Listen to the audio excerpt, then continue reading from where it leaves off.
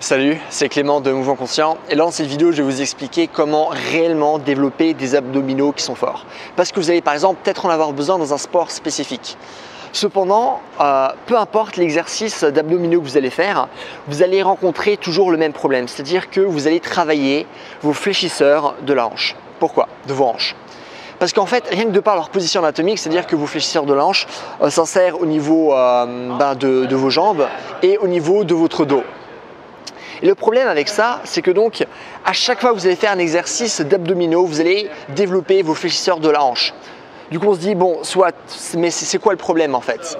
C'est-à-dire que la plupart des gens ont des abdominaux qui sont beaucoup plus faibles par rapport aux fléchisseurs de leur hanche. C'est-à-dire que lorsque vous allez faire donc un exercice d'abdominaux, vous n'allez pas réellement travailler aux abdominaux, mais vous allez travailler les fléchisseurs de vos hanches. C'est pour ça que maintenant sur YouTube, vous allez voir plein d'exercices qui vont vous montrer comment justement désactiver ces fléchisseurs de la hanche. Le problème, c'est que les exercices qu'on vous montre ne marchent pas. Donc là, dans cette vidéo, je vais réellement vous montrer un exercice qui marche. Ok ? Sauf que pour faire cet exercice, vous devez comprendre un concept. C'est le concept, c'est le réflexe d'inhibition réciproque. En fait, c'est un concept qui a l'air très compliqué comme ça, mais dans les faits, c'est très simple. C'est-à-dire que si maintenant je veux contracter mon biceps, mon triceps est obligé de se relâcher, sinon ça ne marcherait pas. Ok ? C'est ça le réflexe d'inhibition réciproque. C'est-à-dire que si je veux contracter mon biceps, eh ben mon triceps doit se relâcher.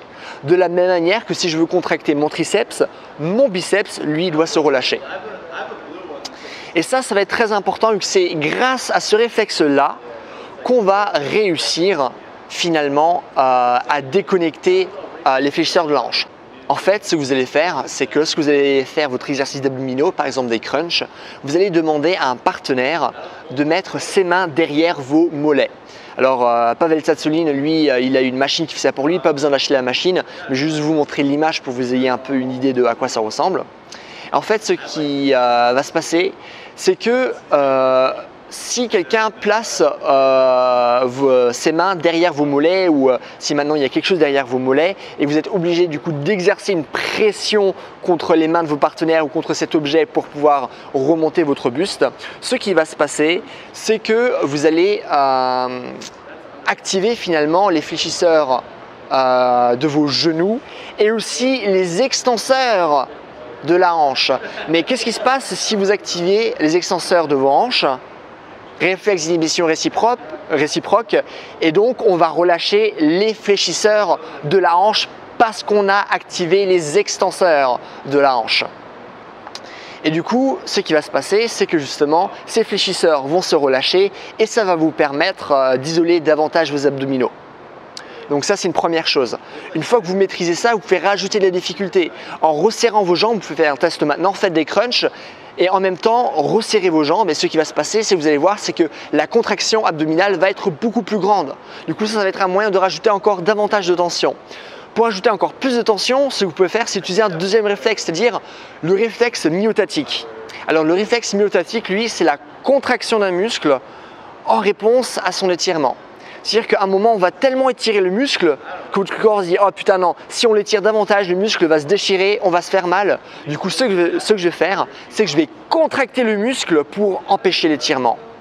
Et du coup, si vous utilisez ce réflexe en travaillant aux abdos, c'est-à-dire par exemple en mettant une balle sur votre dos et en allant en arrière pour mettre vos abdos en position d'étirement, ce qui va se passer, c'est qu'au bout d'un moment, vous allez tellement étirer vos abdos, vous allez arriver à un point où votre corps va se dire non, je vais contracter les abdos pour éviter plus d'étirement. Et lorsque vous êtes arrivé à ce moment-là, vous allez davantage contracter vos abdos et donc créer une contraction encore plus grande. Et donc vous allez par la suite créer beaucoup plus de force au niveau de vos abdos. Donc voilà quelques idées pour réellement travailler vos abdominaux de manière efficace. Il faut savoir que les abdos se travaillent comme n'importe quel groupe musculaire. C'est-à-dire que par exemple, si vous voulez gagner en masse musculaire, ce que vous allez faire, c'est typiquement vous allez faire 4 séries de 12 répétitions. Ou si vous voulez travailler simplement en force, vous n'allez jamais faire plus de 5 répétitions par exemple. Mais du coup, ces mêmes principes, vous devez aussi les respecter aux abdominaux. Je ne sais pas pourquoi maintenant il y a cette manie fitness pour les abdominaux de faire 50, 100 répétitions, ça ne marche pas. Les abdominaux s'amusent comme vos biceps, comme vos pectoraux. Vos pectoraux, vous les travaillez avec 4x12 répétitions ou avec 5x5 répétitions. Vos abdos, ça doit être la même chose. C'est-à-dire que si vous voulez efficacement travailler vos abdos, eh ben, vous devez utiliser des poids. Mais bien sûr, là, on n'a que parlé de travail d'abdominaux de manière spécifique. Mais comme toute chose, vous ne pouvez pas que isoler vos abdominaux, vous ne pouvez pas que isoler votre biceps parce que votre corps ne marche pas comme biceps plus triceps, etc. Il n'y a pas de séparation dans votre corps. Votre corps, c'est une entité entière où chaque segment corporel travaille avec d'autres segments corporels. Donc travailler ses abdos pour travailler ses abdos, ça ne sert à rien. On travaille ses abdos en harmonie avec d'autres parties de notre corps parce que c'est pour ça qu'on a des abdos. Faire ce transfert de force permet de créer suffisamment de tension pour faire d'autres mouvements. Ok? Donc tout simplement, maintenant vous avez une idée plus générale de comment travailler aux abdos. Voilà. Cette vidéo vous a plu, n'hésitez pas à me le dire, n'hésitez pas aussi à me poser des questions, je réponds à tout le monde dans les commentaires. N'hésitez pas aussi à me mettre un j'aime, n'hésitez pas à vous abonner également. Désolé, il y a une voiture qui se gare juste devant moi, du coup désolé pour le bruit. Mais donc voilà, si vous voulez du contenu supplémentaire, n'hésitez pas à aller sur ma page Facebook. Vous pouvez aussi aller sur mon site. Et si vous voulez un programme qui prend en compte vraiment comment développer le corps dans sa globalité, développer toutes les qualités physiques, vous pouvez aller voir sur mon site. Et donc voilà, bon, en attendant, passez une bonne journée. Bye!